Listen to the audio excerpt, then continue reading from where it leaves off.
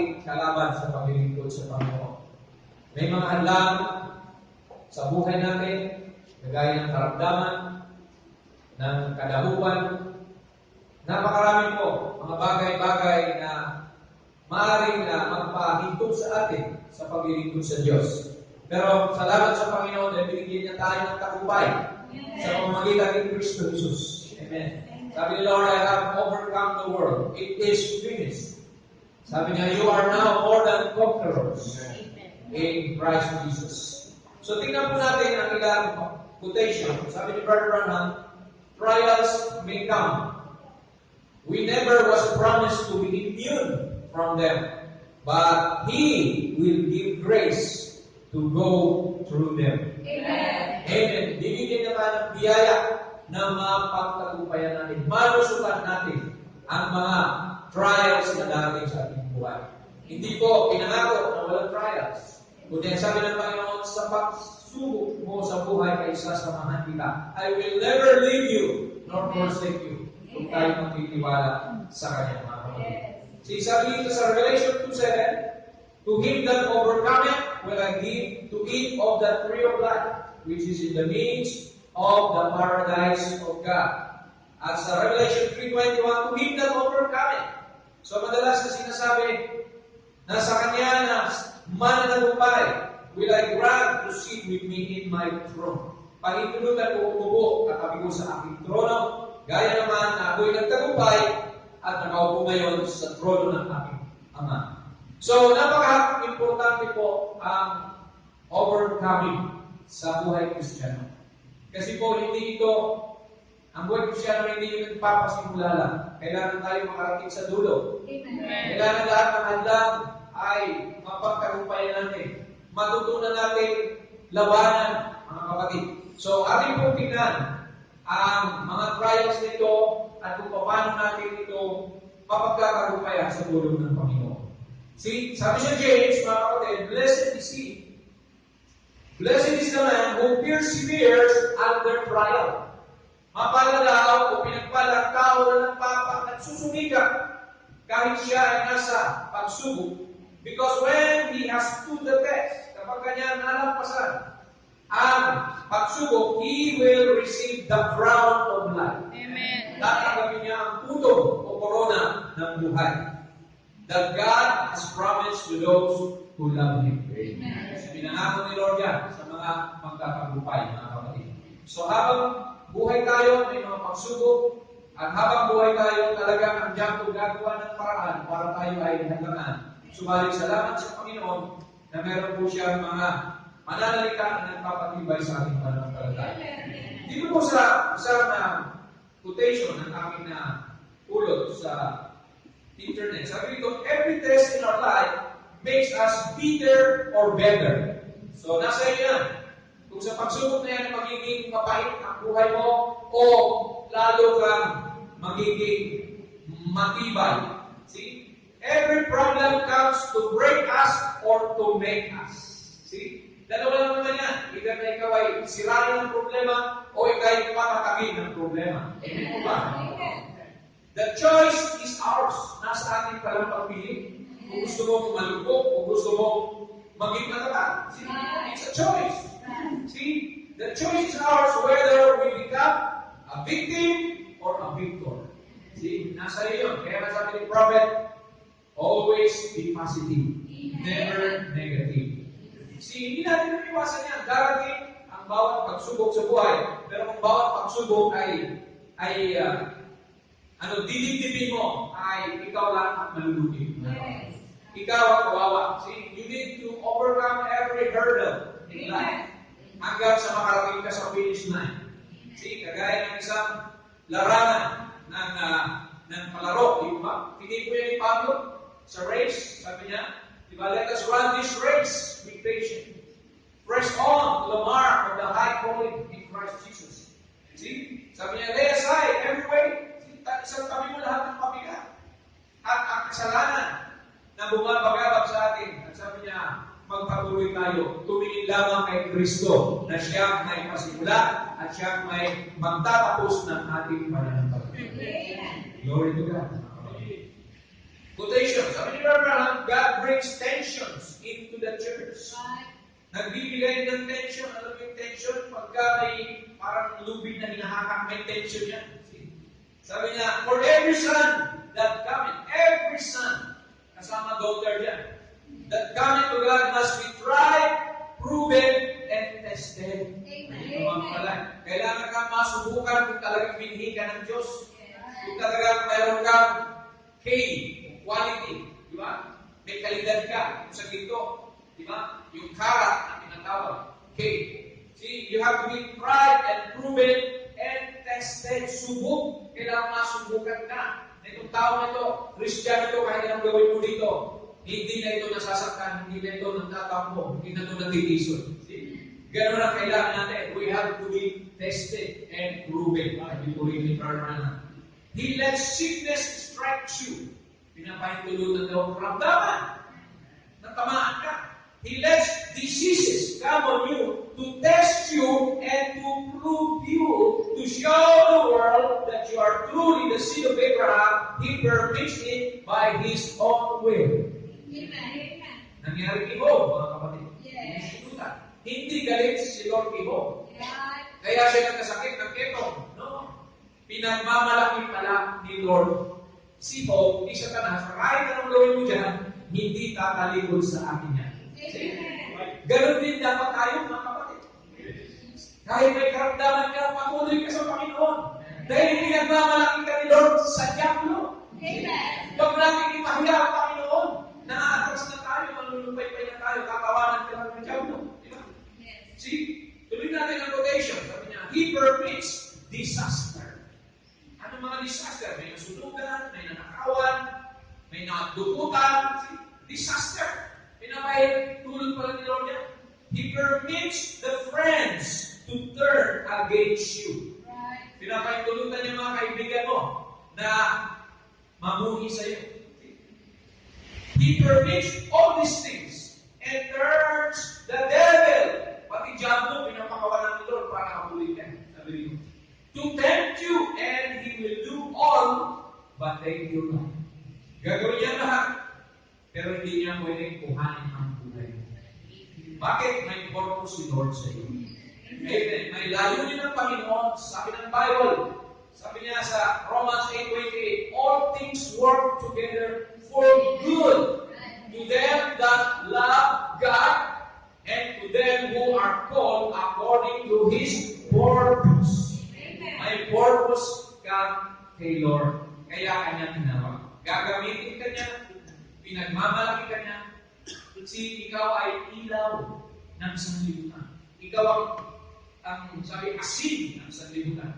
Because of you, nakikita ng tao ang mensahe, ang totohanan sa pananamit ng isang sister na banal. Tuloy natin. He could throw you on a bed of affliction. He could turn your neighbors against you. He could turn the church against you. Kahit ba mga churches, pinapahintulutan ni Lord. Lalo na yung mga denomination. Nakontrakin kayo. Diba? He can do most anything. And it is God's will for Him to do it. See? Pwede mo magsabi yung palayo sa magpapalayo, bakit ganito makakagawa mo sa akin? Wala po tayong karapatan dito. Ang gawin natin, magpasalamat na lang tayo. Dahil buhay pa tayo, praise God. All, sabi ng Bible, in everything give thanks. For that's the will of God concerning you. Amen. And we are taught that it is more precious than gold to us. Mas mahalaga pa pala ito sa dito. Yung magtagumpay kasi sa trial, mas mahalaga pa pala yan sa dito para sa atin. Can we say amen? Is that the Bible? See, makinig po tayo, mga kapatid, sapagkat mahalaga po ito para sa atin. This is vitamins for our soul. Amen. Some famous slogan. Okay, sabi ng mga marine, no pain, no gain. Pag walang sakit, walang pakinabang. Diba? So habang tayo minsan nasasaktan, lalo tayo tumatata. Diba? Yun ang mahalaga. Praise God. Don't focus on the pain. Focus on the gain. Yung mga nagbubuhat ng malaking barbell, kahit sila nahirapan, para lang lumaki yung muscle nila. See? So yung po lang, sabi nito, and then yung maybe, no guts, no So kung wala kang angas, wala kang tagumpay. Wala kang pagiging masigasig. Guts is pagiging masigasig. Ay walang kaluwalhatian. Wala kang reward. See? And then yung pangatlo, no retreat, no surrender. Amen. Wala nang trasa na ito mga kapatid. Amen. Hindi na tayo susuko pa sa diablo. Right. See? Wala nang trasa sa sabi ni Lord, pag nag-upisa kang maglingkod, huwag ka nang lilingkod. Kagaya nung nagsasaka, di ba? Yung farmer na mayroong ang tawag doon, yung asaro yun, araro, yun, mga kapatid. Yung nag-araro, huwag daw lilingkod. See, bakit? Matulis yung dala-dala mo. Mamaya, mabalik ko ka, ikaw ang natusok. See? Praise God. He's got confidence in you. May tiwala raw si Lord sa atin. Amen po ba? Amen. May raw pagkatiwalaan ni Lord? Amen. See, sabi niya, when it looks like everything is gone wrong, God is giving you a trial. Para bang mali na nangyari lahat, parang puro na kamalaksan sa tingin mo, pero si Lord lang pala yun na binibigyan ka ng pagsubok. He has got confidence in you. May tiwala siya sa iyo. He don't have to baby you around. So, yung mga baby Christian pa rin hanggang ngayon dito. Yung mga masyadong madalamhatik. You're not a hotbed plant, a hybrid. You're a real Christian. God is giving you a test. See what you will do about it. See? Sabi niya, no wonder Peter, sabi niya, said, these fiery trials, count it a joy. Amen. So kung may trial ka, magsaya ka. When you have a trial, count it a joy. It's more precious to you than gold. See? Many times we hum and hope. Sabi niya, well, that's something God gives you to overcome. He knows you will do it. He has put His trust in you. See, may tiwala pala ang Diyos sa akin. Kaya tayo pinapadaan sa mga pagsubok. Amen. Sa mga unbeliever, di ba? Madalas walang trials. Kasi hindi naman sila sinusubok, pinabayaan nila rin.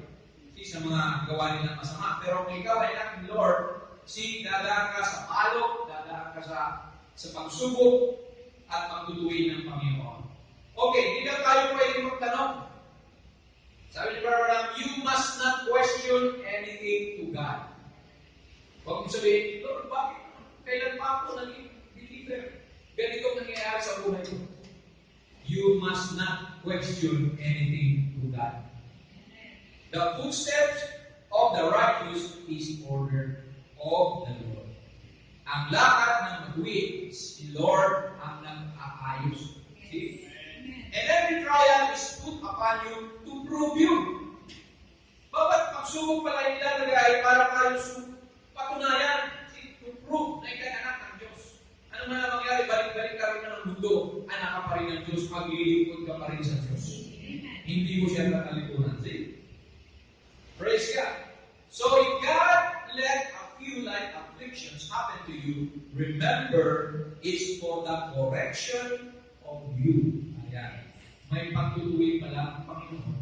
Maaaring may kasalanan ka, kaya ka pinalo ni Lord. It's for the correction of you. Every son that comes to God must first be chastened of God and tried. Child trained, there is no exception. Bawat Kristiyano, lalo na yung mga bagong bautismo. See, ang mga baril ni Satanas ay nakatutok sa iyo ngayon. Mga panan ng diablo, susubukin yung paninindigan mo. See, dadaan ka sa 6th seal. Pag lampas ka sa 6th seal, babalik ka ulit sa 7th seal ng Panginoon. Praise God. So, ganun po mga kapatid. Praise God. So, tingnan nyo ito mga kapatid. Sabi ni Reverend, He may commit you to death as He did to Paul. Di ba si Pablo? Magaling mangarap, ginamit ng Diyos, ang daming sulat. Pero bakit pinagtulutan ni Lord na mamatay siya? Patayin siya ng mga Romano, rather. Si Jesus Christ, na pinakabuto niya na, dumaan sa suffering. Tayo pa kaya, mga kapatid? Sabi niya nito, that is His prerogative. He may commit you to suffering as He did Job. See? That is His prerogative. Hindi pwedeng tanungin, questionin ng Diyos. Yan ang nakalakad sa daraanan mo. Meron tayong destiny, mga kapatid, na dinadaanan. Sabi nga ng iba, gulong ng kapalaran. Minsan nasa ibabaw, minsan nasa ilalim. Gulong kasi, umiikot. Hindi palagi nasa ibabaw.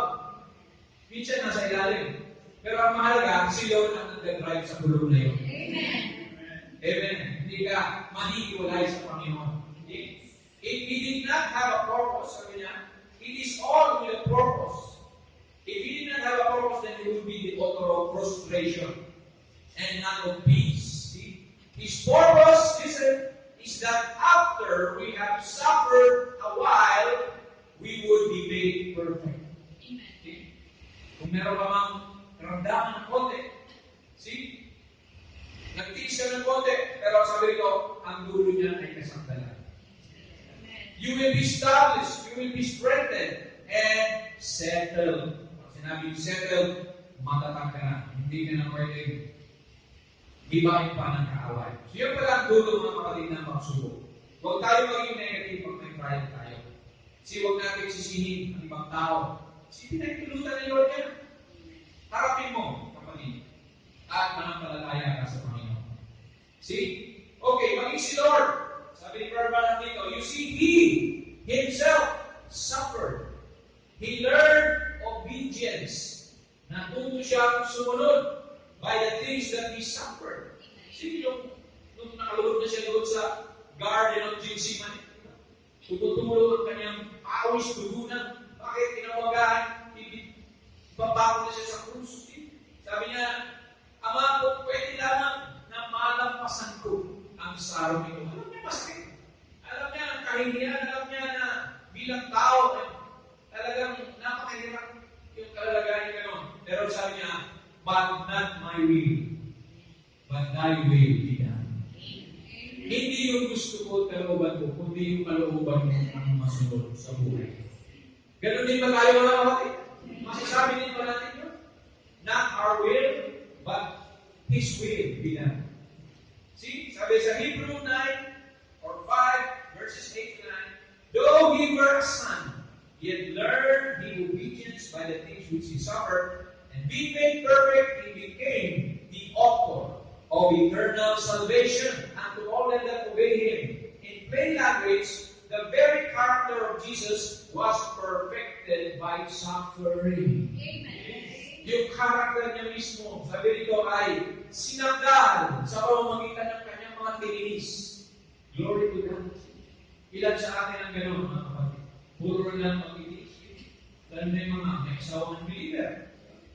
Pinitiis nyo lang, patuloy lang kayo. Diba? See? You will be perfected, sabi ng Panginoon.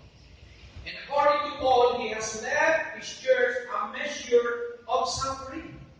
Pinag-iwanan din daw tayo ng isang sukat ng pagtitiis.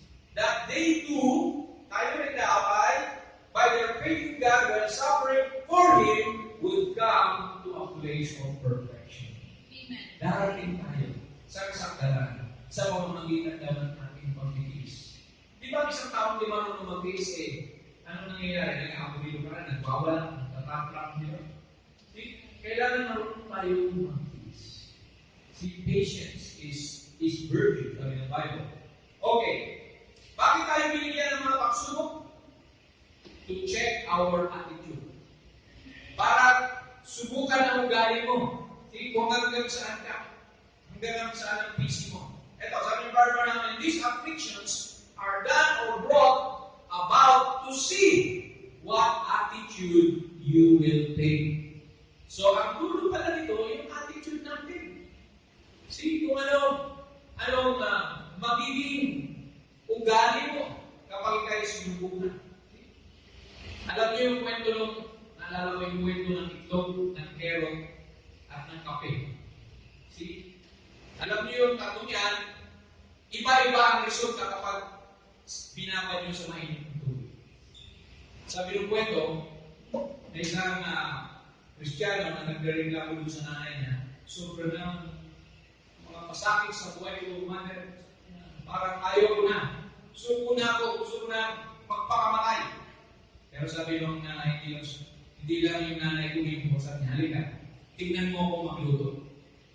Nakikita mo yan, itlog, carrot, at kape. Sabi niya. Unang nilagay sa mainit na mabukulong tubig, yung itlog. Ano nangyari sa itlog? Tumigas. Nilagay sa mesa. Pangalawa yung carrot. Nilagay yung carrot na tinantad. Ano nangyari sa carrot? Lumambot. Pangatlo yung kape. Nilagay. Yung kape, humalo sa tubig at umiinom, ang sarap, mga kapatid. So sabi nung nanay, nakita mo ba yan? Yung mainit na tubig, parang pagsubok yan. Yung itlog, nung sinawsaw, naging matigas. Masyado, naging matigas, naging bato, yung ganyang galit. Yung carrot, lumambot, nandupay-pay, nanghina. Pero yung kape, sumarap, di ba? Kasi nakapag-adjust siya sa pagsubok. Praise God. See? Lalo gumanda yung kanyang lasa dahil nag-adjust siya sa environment.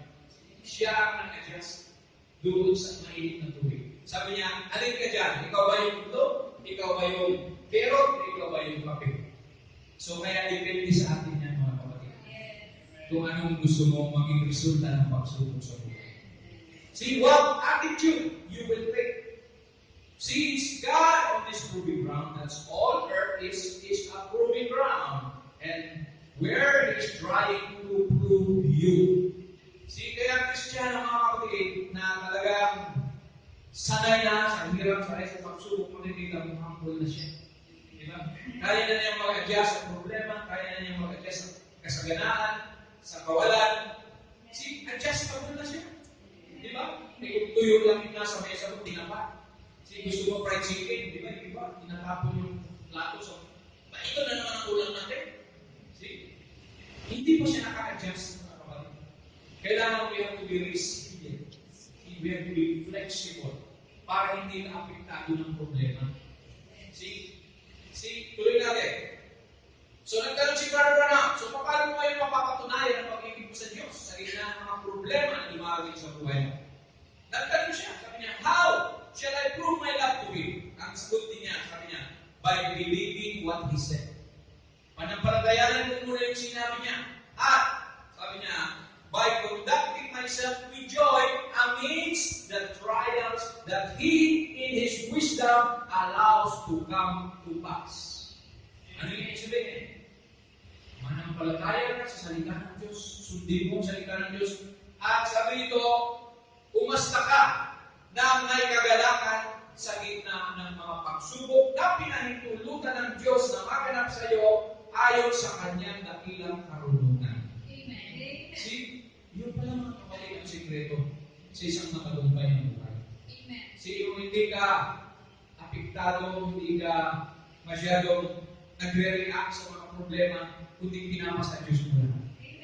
Nag-a-adjust ka, mga kapatid. Kagaya ng alam mo yung hayop na nag-a-adjust yung kamyalilot, he will adjust to any kind of environment, any color. See? Praise God. So, ang right attitude ay binanggit ni James, mga kapatid. So, pupunta na tayo sa James. Kasi ito gusto mangyari ng Panginoon.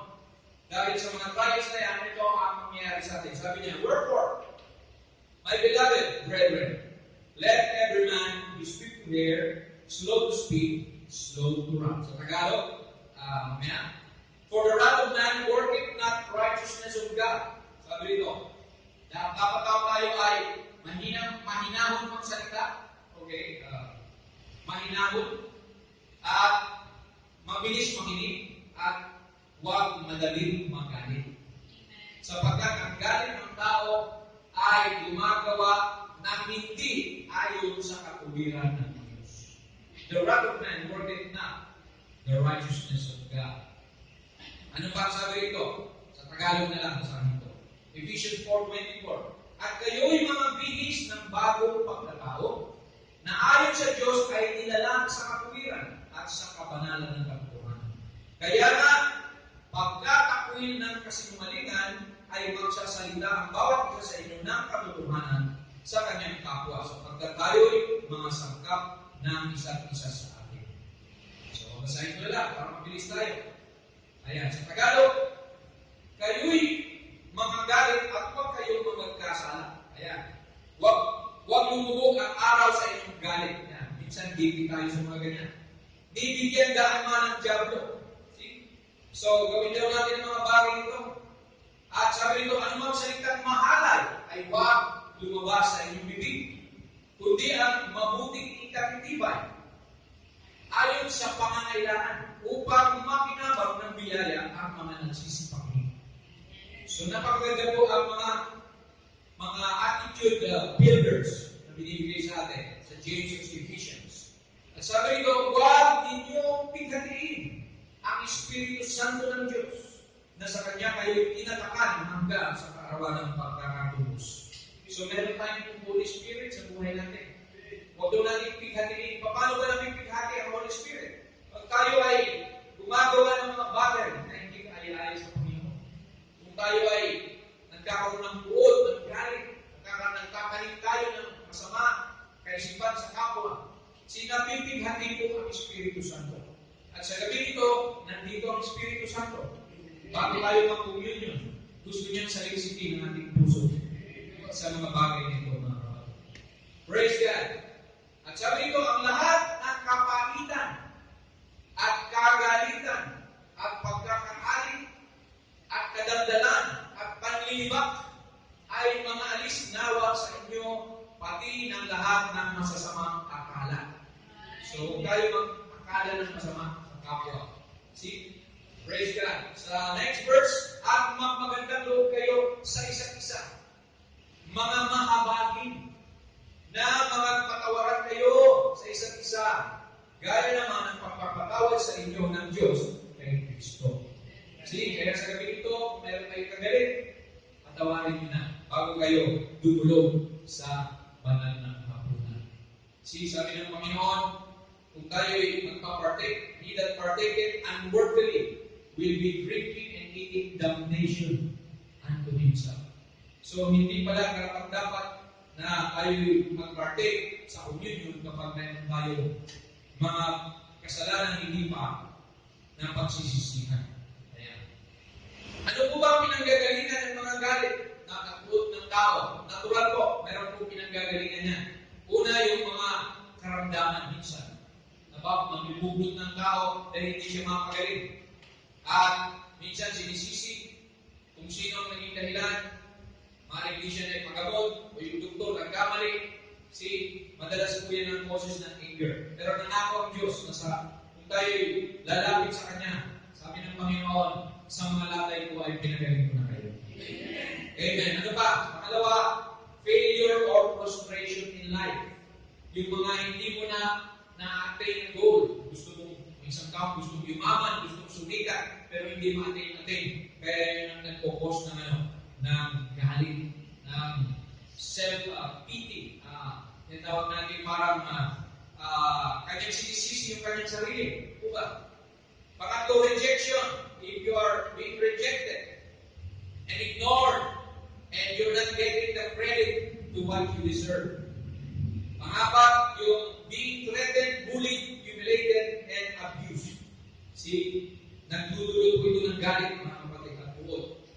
Panglima, yung ikaw ay pinig-criticize o ikaw'y pinapahiya.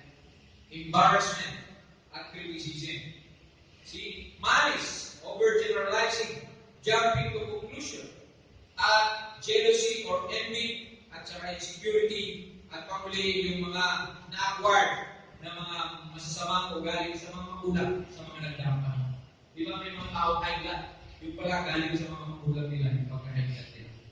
See? So, kaya makikita natin, mga kapatid, na ang mga bagay nito ay na-download po sa internet. Hinanap po ang mga dahilan ng galit at pugot. Yan po ang sinasabi. Kaya ano dapat natin gawin? Sabi nyo isa pang quotation dito, bitterness. Alam niyo yung bitterness, yung kapaitan, no? Sa buhay. Mapait ka na sa kapwa mo. Parang wala ka ng kamor-amor. Diba? Sa kapatid mo, sa magulang mo, sa asawa mo.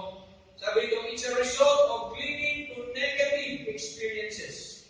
It serves you no good and it closes the door to your future. Ayan.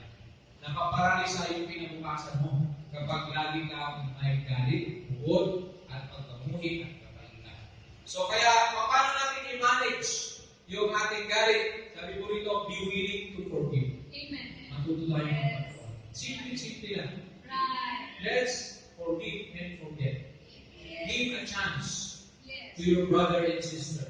See? And then, make your relationship your priority. Ano ibig sabihin nito? Huwag mong ipagpakundangan ang pamilya mo kumpara sa pera o material na bagay sa mundo. Diba? Maraming pamilya nasisira dahil sa pera, dahil sa mga kabalahan sa buhay. See, unahin mo because the family is the backbone of society. Kapag nasira ang family, sira na ang society. Naniwala ba kayo yan? And then, rather than winning an argument, be humble, swallow your pride, and say sorry. Diba? So, ganoon na lang, because mas mahalaga sa iyo yung relasyon nyo, magpakumbaba ka, at tayo ay, sabi rito, alisin natin yung ating mga pride, mga kapatid, at mag-sorry tayo. Focus on the present problem, avoid past grievances. See, huwag mo nang ilugtong-lugtong pa yung mga nakaraan. Lalo kang aabot yan sa galing, mga kapatid.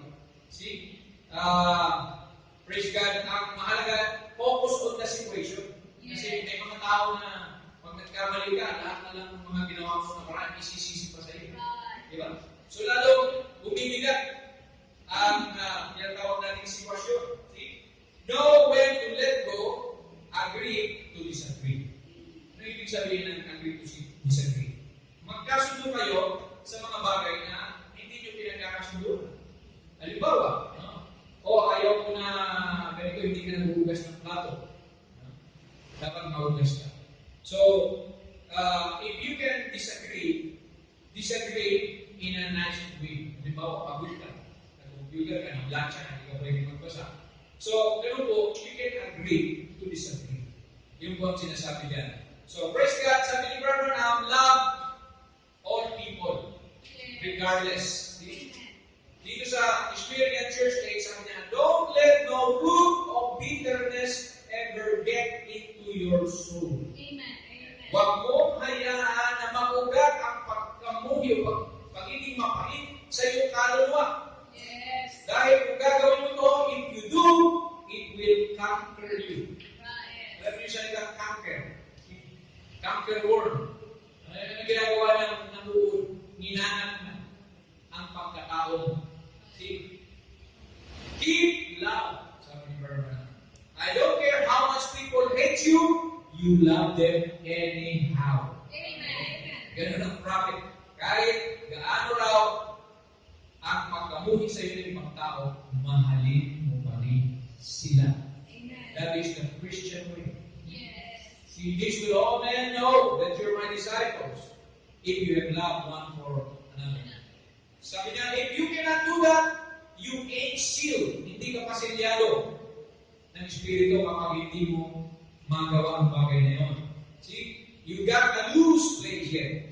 Meron pang isang lugar na sabi ito, loose, maluwag. You come on, so come on back and get that sealed up right good with the blood of Christ.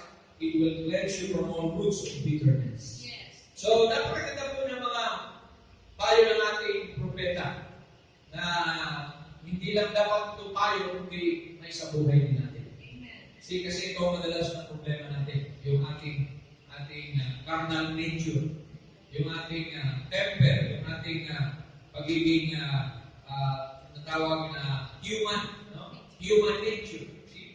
Kailan mapalitan niya ng godly nature. Amen. Okay, sabi ng unang Korinto, labis na po tayo tapos, dadako na tayo sa communion. Kailangan natin ang pag-ibig. Ayan, binasa kanina sa ating pong Bible reading. Ang pag-ibig ay mapagpahinuhod. At maganda ang loob. Ang pag-ibig ay hindi nananatili.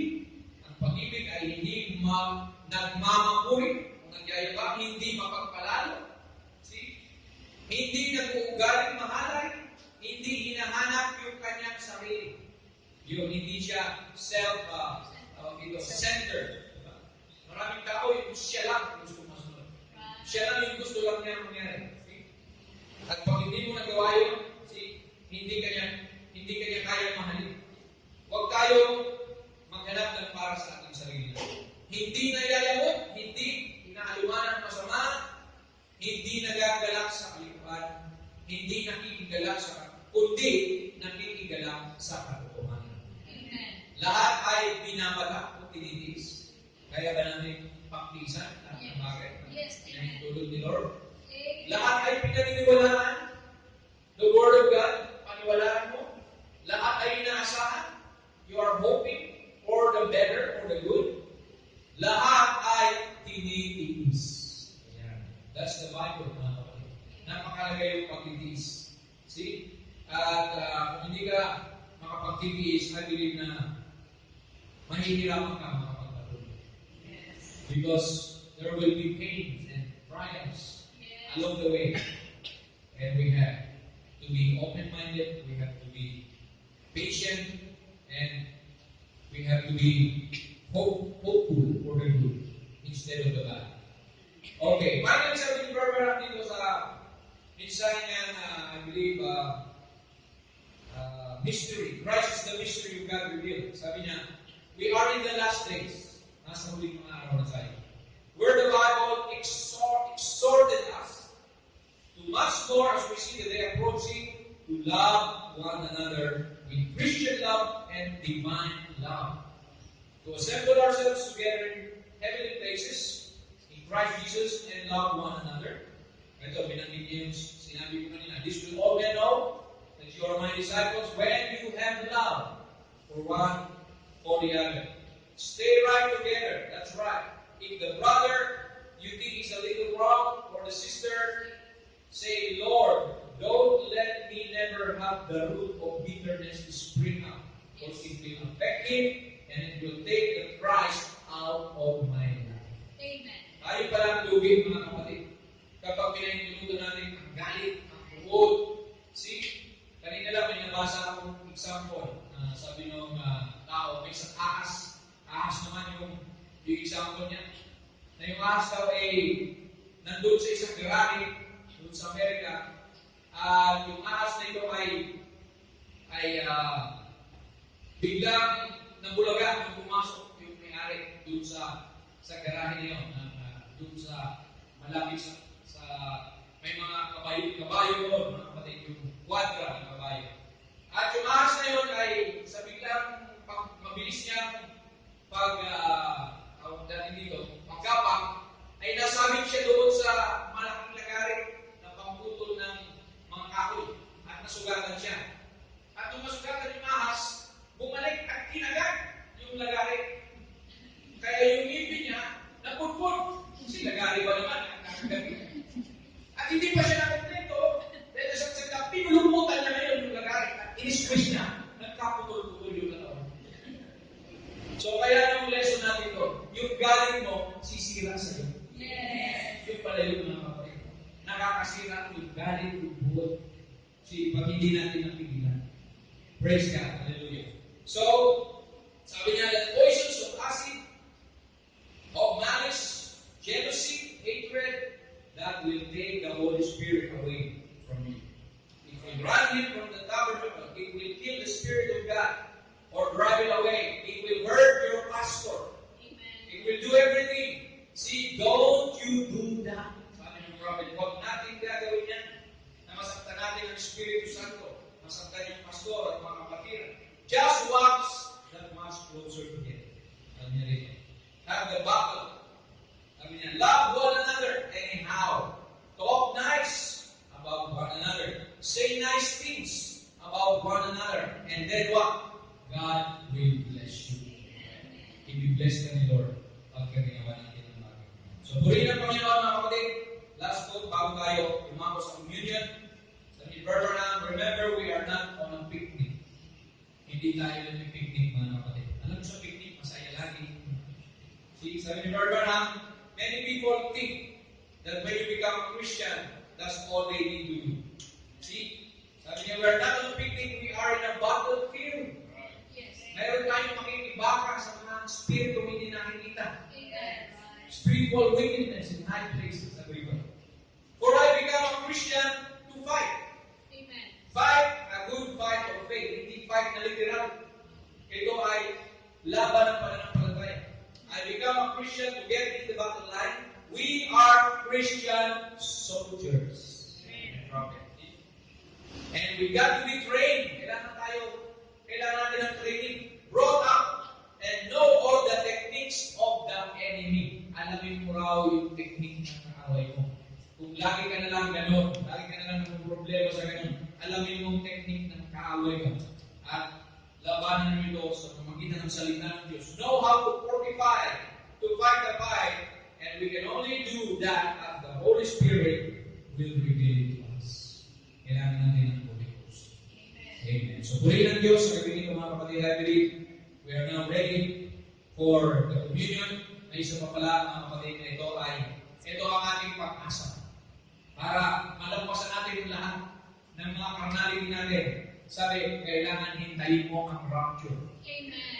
Wait for the rapture. Bakit? Sabi niya, itong katawan nito, sabi niya, this old, frail, see, mahina, at maaaring tawag natin dito, lagi kang nasasaktan, see, this sickly body that is full of corruption will be changed, papalitan, in a twinkling, in a moment, in a twinkling of an eye. See, doon natin natin mga kapatid. Sabi ni brother, I will be young forever. See, magiging bata tayo habang buhay. I will never have a sick spell again. I will never cry a tear. Hindi ka na luluha pa. I will never get old. I will never die. I will never be sick. I will never have a heartache. Hindi nasasama ang loob mo pag nasa bakong katawan ka na. I will never worry. Hindi ka na mag-aalala pa. But I will have a body like His own glorious body. Amen. Yan ang rapture mga kapatid na hinihintay natin. That is the release. That is the freedom. The trumpet that will give us, freedom in Christ. See, yan po ang ating pinakahihintay at kung bakit tayo nagpapatuloy sa ating paglilingkod sa Panginoon. See, kaya di tayo naniniwala ng rapture ay ngayon ay nag-rapture na. Di ba po? Kasi tumatanda pa tayo, nakakaramdam pa tayo ng mga sakit-sakit. Di ba? Sabi nito, minsan nanghihina ka. See? Kaya ang tunay na tanda na na-rapture ka na, ay meron ka ng glorified body. Yes. See? Alam na lahat dahil nasa iyo ng Diyo pa rin. So, praise God mga kapatid.